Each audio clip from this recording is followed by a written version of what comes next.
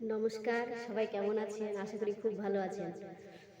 আমার তো খুব ভালো লাগছে, আমার ভিডিওগুলো অনেকেই দেখছেন এবং বলছেন যে শেখানোর পদ্ধতি খুব ভালো লাগছে।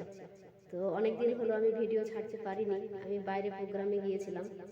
তো আজকে আমি একজন কমেন্টস করেছে যে আরেকবার যদি আমি যে চতুর্থ নম্বর যে ভিডিওটি করেছি গমক ঝালা মিড়, সেইটা যদি একবার মুখে বলি এবং বাঁশিতে বাজিয়ে দেখাই তাহলে মনে হয় আরও বেশি ভালো লাগবে এবং ওনাদের সুবিধে হবে।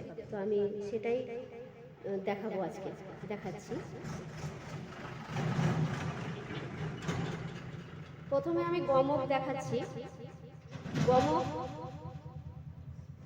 গমক এই আঙুলটা পুরোটা তুলবেন না, জাস্ট এখানে ছিদ্রের কাছে রাখবেন, ছিদ্রের কাছে রেখে এরকম ভাবে নাড়াতে হবে। আর ঝালা হচ্ছে আঙুলটা পুরোটা তুলতে হবে, তুলে ছিদ্রের কাছে এরকম ভাবে বাড়ি মারতে হবে। তাহলে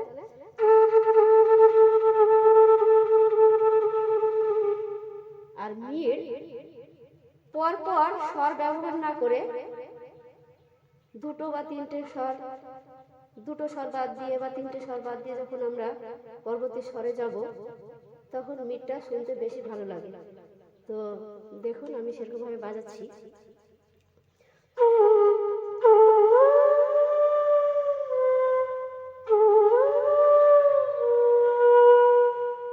কি করলাম? তাহলে গমক মিড়, তার মানে এখানে নিয়ে বাড়ি মারলাম, মানে গমকটা দিলাম, এটাকে মুরকি বলে। তারপরে আমি সা মা রে,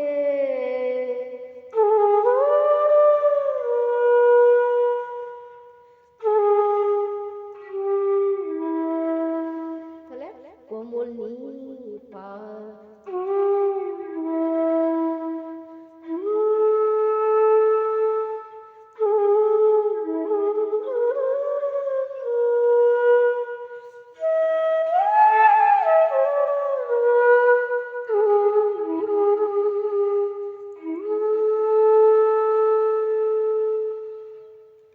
এইভাবে বাজাতে হবে।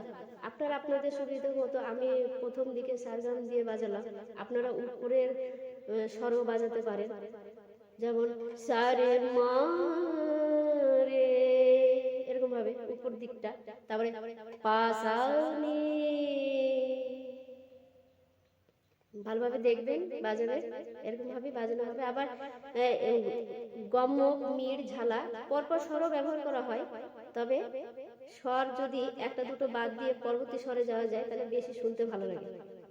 আজকে এই পর্যন্ত, সবাই ভালো করে মন দিয়ে শিখবেন, ভালো থাকবেন।